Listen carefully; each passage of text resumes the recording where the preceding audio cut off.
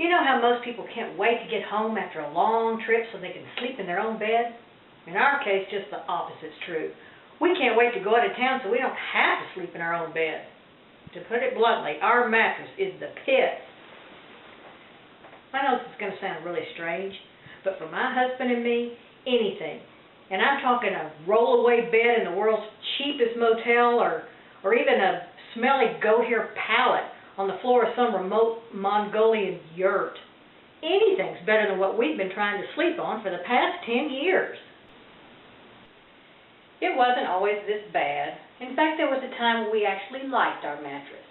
But that was back when it was brand new, before the springs gave out and the sides broke down and it got all wavy and lumps started bubbling up in random places.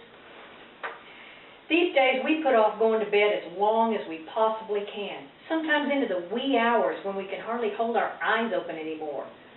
Then we kind of clasp hands and give each other that look Thelma and Louise exchanged just before they drove off the cliff.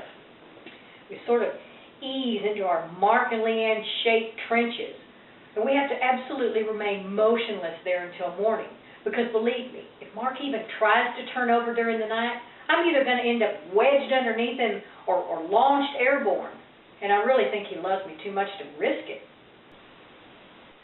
Well, in case you're wondering, yes, our mattress looks every bit as awful as it feels. I used to be proud to make up my bed every morning with my beautiful tapestry pattern comforter. These days it just looks like Aladdin's magic carpet came to rest on a big pile of old rubber tires. Are you starting to get a picture? Good. It'll help you understand the rest of the story. You see, for years my husband and I have been griping about our sorry mattress and vowing to get a new one. But it's just like everything else, a new roof or a new water heater. It's just the sort of thing that keeps getting put off until something drastic happens. Well, this week something drastic happened. I guess you could say it was the straw that broke the camel's back. Or in this case, it was the mattress that broke my husband's back. You see, he'd just gotten back in town after this long overseas trip, and he was absolutely exhausted. And on top of that, he was fighting a cold. "Don't worry, honey," I said. "It's nothing. A good night's sleep won't help." Ha! Turns out, as Jim Carrey would say, I was way off. Poor baby, when he woke up the next morning, he could hardly move. His spine was fused in the shape of the letter S, and even with both of us tugging with all our might, we like to have never extracted him from that mark-shaped trench. Within hours, we were at the nearest mattress store. We must have laid on a dozen demo models. It was a scene straight out of the Three Bears. This one's too soft. This one's too hard. This one's too expensive. But it was also just right, because soon Papa Bear was fast asleep right there in the middle of the showroom floor.